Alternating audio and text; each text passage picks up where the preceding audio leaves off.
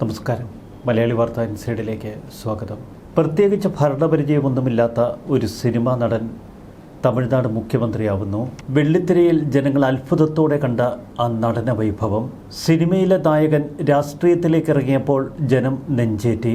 ഒടുവിൽ തമിഴ്നാട് മുഖ്യമന്ത്രി വിജയ് ജനങ്ങളുടെ കയ്യടി നേടുന്നു. ഒരു മികച്ച ഭരണാധികാരി എന്ന തലത്തിലാണ് വിജയിയെ ഇപ്പോൾ ലോകം വിലയിരുത്തുന്നത്. ഒപ്പം തമിഴ്നാട്ടിൽ കൂടുതൽ പിന്തുണയും വിജയിക്ക് ലഭിക്കുന്നു. വിജയിയെ ഒരു മികച്ച ഭരണാധികാരിയായി ജനങ്ങൾ കാണുന്നതിന് പിന്നിൽ 6 ഘടകങ്ങളുണ്ട്. അഴിമതിക്കെതിരായ അദ്ദേഹത്തിൻ്റെ ശക്തമായ നിലപാട്, ജനങ്ങൾക്ക് നേരിട്ട് ലഭിക്കുന്ന സേവനങ്ങൾക്ക് മുൻഗണന നൽകുന്ന ഭരണശൈലി, സ്ത്രീകളെയും യുവാക്കളെയും മുന്നിൽ കണ്ടുള്ള കേന്ദ്രീകൃത നയങ്ങൾ, ടെക്നോളജി അധിഷ്ഠിത ഭരണത്തിനാണ് കൂടുതൽ മുൻഗണന നൽകുന്നത്. ജനങ്ങളുമായി നേരിട്ട് ആശയവിനിമയം നടത്താൻ വിജയ് എപ്പോഴും ശ്രമിക്കുന്നു. മറുവശത്ത് തീരുമാനങ്ങളെടുക്കാനുള്ള രാഷ്ട്രീയ ധൈര്യം. തമിഴ്നാട്ടിൽ വിജയ് നടപ്പിലാക്കിയ 15 ജനപ്രിയ പ്രഖ്യാപനങ്ങൾ. അത്ഭുതത്തോടെയാണ് ഇന്ത്യ ഈ പ്രഖ്യാപനങ്ങളെ നോക്കിക്കാണുന്നത്. സാധാരണഗതിയിൽ ഒരു രാഷ്ട്രീയ പാർട്ടി പ്രചരണഘട്ടത്തിൽ അവതരിപ്പിക്കുന്ന പല വാഗ്ദാനങ്ങളും പിന്നീട് വിഴുങ്ങാറുണ്ട്. എന്നാൽ വിജയ് തൻ്റെ വാഗ്ദാനങ്ങൾ ജനങ്ങൾക്ക് മുന്നിൽ നിറവേറ്റുന്ന കാഴ്ച.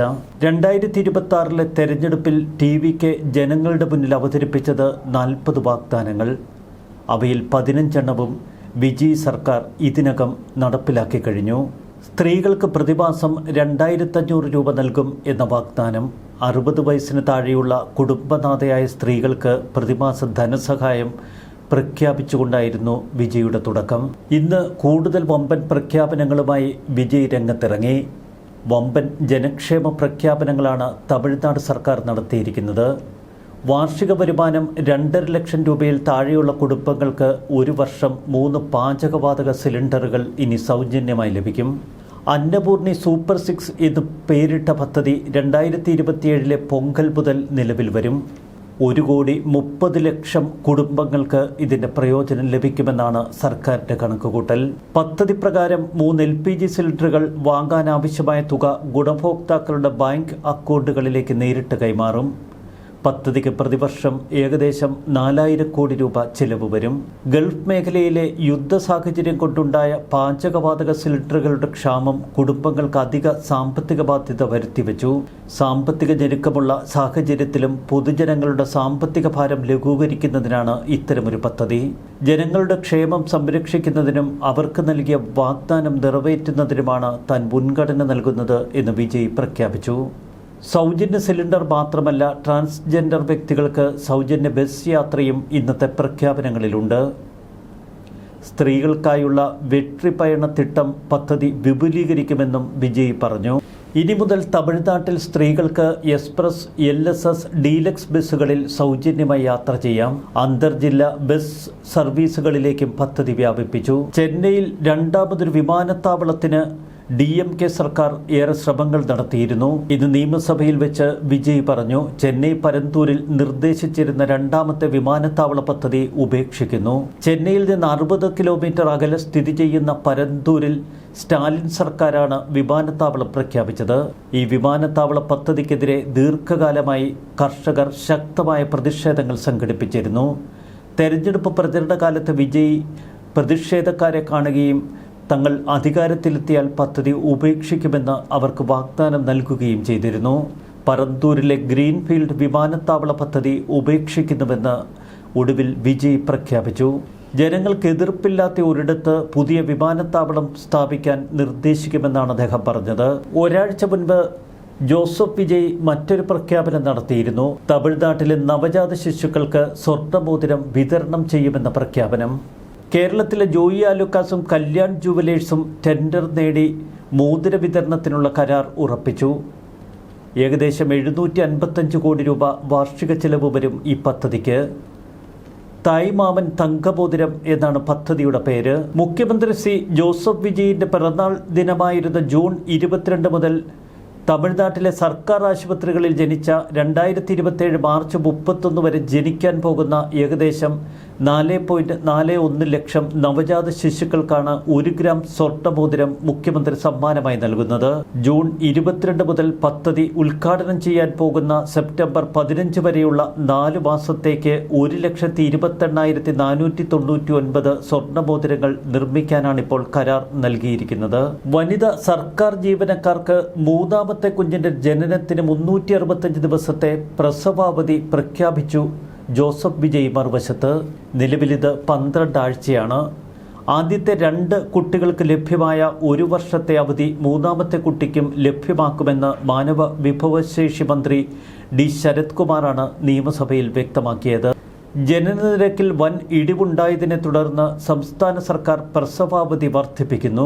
സാമൂഹിക ക്ഷേമത്തിനും സ്ത്രീ ശാക്തീകരണത്തിനും മുൻഗണന നൽകുന്നുവെന്നാണ് മന്ത്രി പറഞ്ഞത്. സംസ്ഥാനത്തെ ഫെർട്ടിലിറ്റി നിരക്ക് 1.4 ചുരുക്കി എന്ന് ആരോഗ്യമന്ത്രി KG അരുൺ രാജ് വ്യക്തമാക്കി. തമിഴ്നാട്ടിലെ ജനസംഖ്യയുടെ ഏകദേശം 16% 60 വയസ്സിന് മുകളിലുള്ളവർ. ജനസംഖ്യാപരമായ ഈ മാറ്റം പൊതുജനാരോഗ്യത്തിന് വലിയ വെല്ലുവിളിയാണ്. മൂന്നാമത് ജനിക്കുന്ന കുട്ടിക്ക് ആനുകൂല്യങ്ങൾ പ്രഖ്യാപിക്കുന്ന ആന്ധ്ര മോഡൽ തമിഴ്നാട്ടിലും ആവശ്യമാണ് എന്ന് മന്ത്രി പറഞ്ഞു. ബിരുദയോഗ്യതയുള്ള അഭ്യസ്തവിദ്യരായ യുവാക്കളെയും വിജയ് കൈവിട്ടില്ല. അവർക്ക് പ്രതിമാസം തൊഴിലില്ലായ്മ വേതനമായി 4000 രൂപ വീതം. ഇനി ഡിപ്ലോമയുള്ളൂ എന്ന് കരുതി സങ്കടപ്പെടേണ്ട. അവർക്ക് 2500 രൂപ വീതം മാസം ലഭിക്കും. 5 ലക്ഷം പുതിയ സർക്കാർ ജോലികളാണ് വിജയ് സർക്കാർ ഇപ്പോൾ പ്രഖ്യാപിച്ചിരിക്കുന്നത്. കർഷകരുടെ സഹകരണ ബാങ്കിലെ വായ്പകൾ എഴുതിത്തള്ളുന്ന മറ്റൊരു പ്രഖ്യാപനവും വിജയ് നടത്തി. 75,000 രൂപ വരെയുള്ള സഹകരണ കാർഷിക വായ്പകളാണ് വിജയ് സർക്കാർ കർഷകർക്ക് വേണ്ടി എഴുതിത്തള്ളിയത്. കുടുംബങ്ങൾക്ക് ആരോഗ്യ പരിരക്ഷ 25 ലക്ഷം രൂപ വരെ. കുടുംബങ്ങൾക്ക് നിശ്ചിത പരിധി ഇലക്ട്രിസിറ്റി സൗജന്യമായി നൽകുമെന്ന മറ്റൊരു വാഗ്ദാനം. സ്ത്രീകൾക്കുള്ള സൗജന്യ ബസ് യാത്ര ഏറെ കയ്യടി നേടിയ ഒരു പദ്ധതിയാണ്. കുഞ്ഞുങ്ങളുടെ ജനനവുമായി ബന്ധപ്പെട്ട് ഗോൾഡ് ബെനിഫിറ്റ് ഉൾപ്പെടെയുള്ള വെൽഫെയർ അസിസ്റ്റൻസ് ആണ് സർക്കാർ പ്രഖ്യാപിച്ചത്. സ്ത്രീകൾക്ക് സ്വയം തൊഴിൽ കണ്ടെത്താനും എന്റർപ്രണർഷിപ്പിലേക്ക് തിരിയാനും വേണ്ട ഇൻട്രസ്റ്റ് ഫ്രീ ലോണുകൾ സർക്കാർ പ്രഖ്യാപിച്ചു. മയക്കുമരുന്നിനെതിരെയുള്ള ശക്തമായ നടപടികൾ വിജയ് സർക്കാർ അധികാരത്തിലെത്തിയ അന്നു മുതൽ തമിഴ്നാട്ടിൽ നടപ്പിലാക്കി. യുവാക്കൾക്ക് സ്റ്റാർട്ടപ്പ് എഡ്യൂക്കേഷണൽ ലോണുകൾ സർക്കാരിൻ്റെ ഉത്തരവാദിത്തമാണ് എന്ന് വിജയ് പ്രഖ്യാപിച്ചു. അതിനുവേണ്ട നടപടിയും സർക്കാർ തുടങ്ങി. ഒരു വശത്ത് ക്ഷേമ പദ്ധതികൾ, മറുവശത്ത് തമിഴ്നാട് ഏറെക്കാലമായി വീർപ്പ് മുട്ടിയിരുന്ന അഴിമതിയിൽ നിന്നുള്ള മോചനം.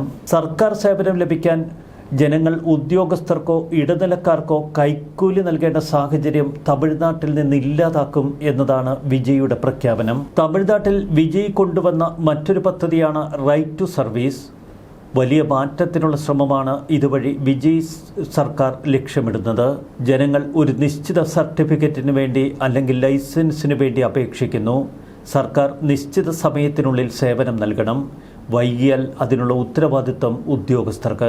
അഴിമതിക്കെതിരെയുള്ള അതിശക്തമായ നടപടികളിലൂടെയാണ് വിജയ് സർക്കാർ തന്റെ ഭരണത്തിന്റെ കരുത്ത് ജനങ്ങളിലേക്ക് പകർന്നു നൽകിയത്. അഴിമതിയെക്കുറിച്ച് വിവരം നൽകുന്ന ഉദ്യോഗസ്ഥർക്കും സാധാരണക്കാർക്കുമൊക്കെ പൂർണ്ണ സംരക്ഷണം. അഴിമതിയുടെ ഒരു വലിയ തലം സർക്കാർ നൽകുന്ന ടെൻഡറുകളുടെ ഭാഗമാണ്. ഇത്തരം ടെൻഡറുകൾ ഇനി സുതാര്യമായിരിക്കും എന്ന് വിജയ് പ്രഖ്യാപിച്ചു. മുൻ DMK സർക്കാരിൻ്റെ കാലത്തെ അഴിമതി അന്വേഷിക്കുമെന്ന വിജയുടെ പ്രഖ്യാപനം രാഷ്ട്രീയമായി ഇത് DMK സർക്കാരിനെ ദുരന്തത്തിലാഴ്ത്തും. അഴിമതിക്കെതിരെയുള്ള ശക്തമായ നിലപാട് തന്നെയാണ് വിജയുടെ രാഷ്ട്രീയ കരുത്ത്. ഒപ്പം ജനങ്ങൾക്ക് നേരിട്ട് ലഭിക്കുന്ന സേവനങ്ങൾക്ക് മുൻഗണന നൽകുന്ന ഭരണശൈലി. സ്ത്രീകൾക്കും യുവാക്കൾക്കുമൊക്കെ കേന്ദ്രീകൃത സംവിധാനങ്ങൾ, പദ്ധതികൾ, നയങ്ങൾ. തമിഴ്നാട് മുഖ്യമന്ത്രി ശ്രീ ജോസഫ് വിജയ് ഇന്ത്യയുടെ പ്രധാനമന്ത്രിയാകണമെന്ന ആഗ്രഹം TVK മന്ത്രിമാർ പ്രകടിപ്പിക്കാൻ തുടങ്ങിയിട്ട് ദിവസങ്ങളേറെയായി. നേതാവിനെ പുകഴ്ത്തി ഗുഡ് ബുക്കിൽ കയറാൻ വേണ്ടിയാണ് പല മന്ത്രിമാരും ഇങ്ങനെ സമൂഹ മാധ്യമങ്ങളിൽ കുറിക്കുന്നത് എന്നീ ആക്ഷേപം തുടക്കത്തിൽ ഉയർന്നിരുന്നു. കഴിഞ്ഞയാഴ്ച തമിഴ്നാട് നിയമസഭയിൽ മന്ത്രി ഡി ശരത് കുമാറാണ് തൻ്റെ ആഗ്രഹം ആദ്യം തുറന്നു പറഞ്ഞത്. മുഖ്യമന്ത്രി വിജയ് ഇന്ത്യയുടെ പ്രധാനമന്ത്രിയാകണമെന്ന് ശരത് തുറന്നടിച്ചു. ഉത്തരേന്ത്യയിലുള്ള 4-5 സംസ്ഥാനങ്ങളാണ് ഇന്ത്യൻ പ്രധാനമന്ത്രിയെ തീരുമാനിക്കുന്നത്. ആ പതിവ് മാറി ദക്ഷിണേന്ത്യയിൽ നിന്നൊരു പ്രധാനമന്ത്രി വരണമെന്ന് TVK മന്ത്രിമാർ സമൂഹ മാധ്യമങ്ങളിൽ കുറിച്ചു. സഭയിൽ തന്നെ പുകഴ്ത്തരുതെന്ന് ആവശ്യപ്പെട്ട് വിജയ് സ്പീക്കർക്ക് കത്ത് നൽകിയ സാഹചര്യത്തിൽ സഭയ്ക്ക് പുറത്താണ് ഇപ്പോൾ TVK നേതാക്കളുടെയും മന്ത്രിമാരുടെയും ഒക്കെ ഇത്തരം പ്രതികരണങ്ങൾ. ഒരു കാര്യം വ്യക്തമാണ്, വിജയുടെ ഈ നീക്കങ്ങളോട് തികഞ്ഞ അസ്വസ്ഥത ഇപ്പോൾ കോൺഗ്രസ് പാർട്ടി പ്രകടിപ്പിക്കുന്നു. എന്നാൽ തമിഴ് ജനതയെ കയ്യിലെടുത്തുകൊണ്ടുള്ള ഭരണ മാജിക് തന്നെയാണ് തമിഴ്നാട്ടിൽ വിജയ് കാഴ്ചവെച്ചിരിക്കുന്നത്. അതൊരു അത്ഭുതമായി തോന്നാം. ന്യൂസ് ഡെസ്ക് മലയാളി വാർത്ത.